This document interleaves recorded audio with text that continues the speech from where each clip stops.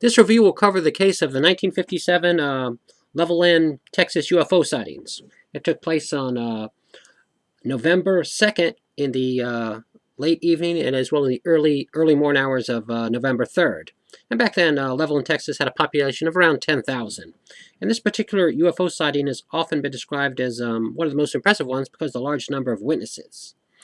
It all started when two workers were driving home after a long day of work, and they noticed a rocket-shaped UFO in the sky. It appeared to be flashing blue lights and was heading directly towards their truck.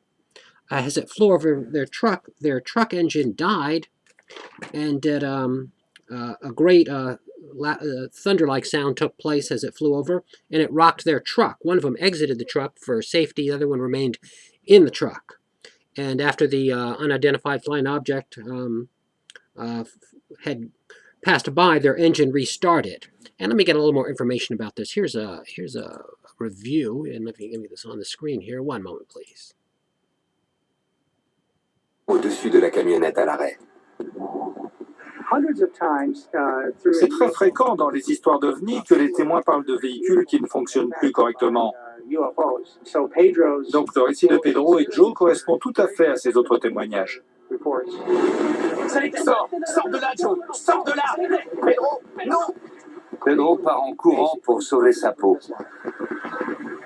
Pedro! Il sort du camion pour se protéger. Joe Salas reste à l'intérieur. Il est pétrifié, incapable de bouger. Alors que Pedro est tapis dans l'ombre, l'objet semble être à sa recherche.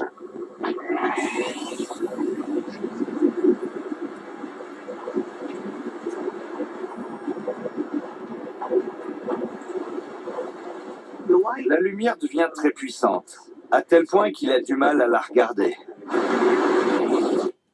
And there's a miniature reenactment of the what took place, and they described it as a rocket shape. Now, it happened to several other people that same night, as well in the early morning hours, throughout Levelland, Texas. And each time they described it, it would fly over their car and their engine would die. Some people described it as 200 feet long, shaped like an egg. So there's some variations when it comes to descriptions.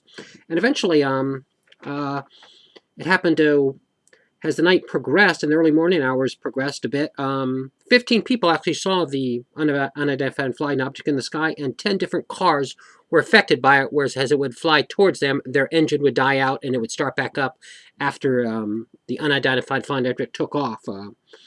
And the sheriff actually went out to investigate, and it actually happened to him, where his car was approached by an unidentified flying object, and his engine died out and started back up as the flying object took off. And let me get a little more information about that. This one should be a little easier to understand. One moment, please.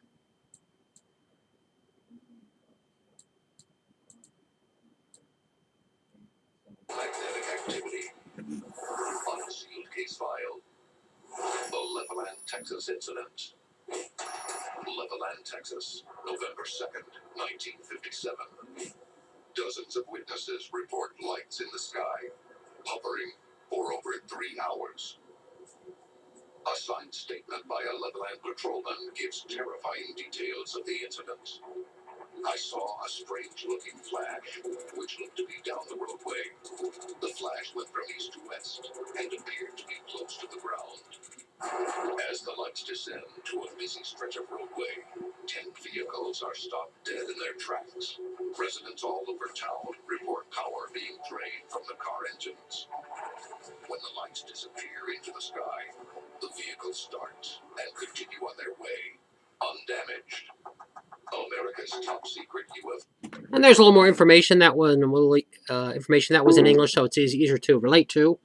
And the Air Force investigated Project Blue Book, and they determined what was happening was caused by an electrical storm.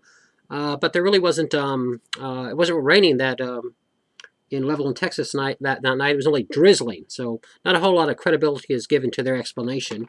And this story kind of faded from the news for a while. And in the year in the year 2002, in March, the TV station in Dallas, Texas, KDFW, did a story on it.